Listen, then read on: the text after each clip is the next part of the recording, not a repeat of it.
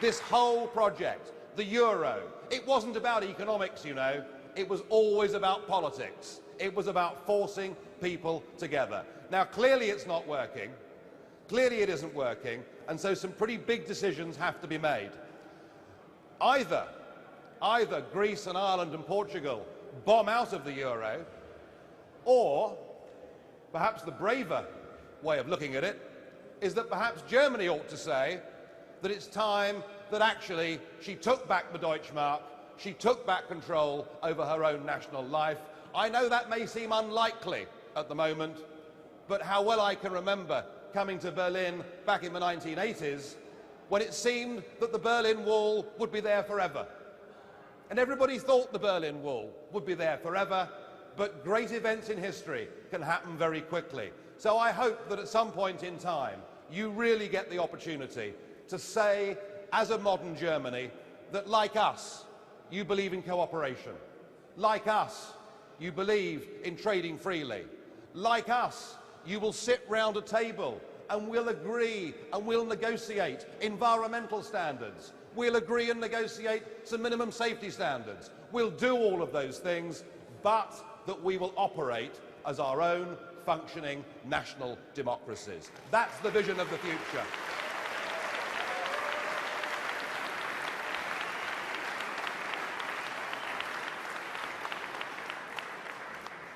And I think there is a movement here in Germany, not just in this room, but I've been a fan for some time of Dr. Roman Herzog, your former president, who, if you remember, commissioned that study, didn't he, between 1998 and 2004, of what percentage of federal laws in Germany were made here as opposed to being made in Brussels.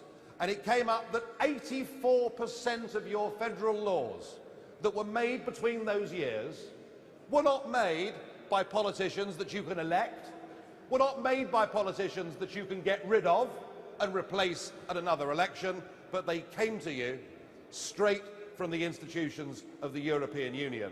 And Herzog himself said the question has to be raised of whether Germany can still unreservedly be called a parliamentary democracy. Well, clearly it can't, ladies and gentlemen, and I'll bring you other news from Brussels.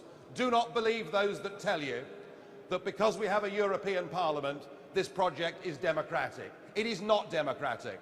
The people who have the sole right to propose legislation are the unelected bureaucrats in the European Commission.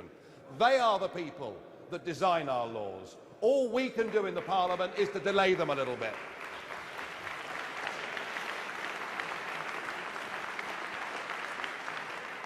I'm often asked, well, Nigel, surely the rational thing, surely the logical thing is to fight to reform the European Union from within, to fight to democratise the European Union.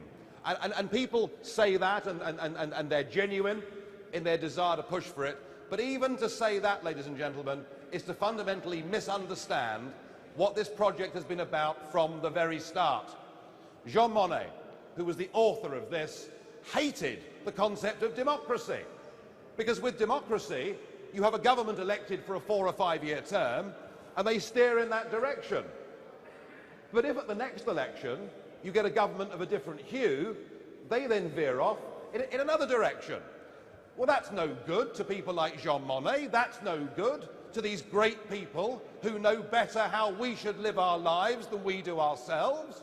No, these people have got 10, 20, 50-year plans. They've marked our futures out for us, and they do not want anything as inconvenient as democracy getting in the way. And that's where the Monnet method came from. That's where the sole right of the initiative of the European Commission came from. And if there was ever a moment at which this was going to be democratised, then it would have been at the time of the European Constitution. They could have used that opportunity to make the European Parliament the place from which the government of their new European state came from. Personally, I wouldn't have been in favour of that, because it still would have put, national delegations in a minority position. But they could have gone for it, and they could have put it to the peoples of Europe in referendums, and you know what? They probably would have won. But they didn't do that, did they? They kept everything absolutely the same. They synthetically made the European Parliament look a little bit more powerful than it was before, but the reality was that nothing's changed. And then, when the French said no, and the Dutch said no, they just chose to ignore them. And when little Ireland had the temerity to say no, they were forced and bullied into voting yes. That is the true face of this European Union. Ladies and gentlemen, it is not just undemocratic, it is anti-democratic, and we,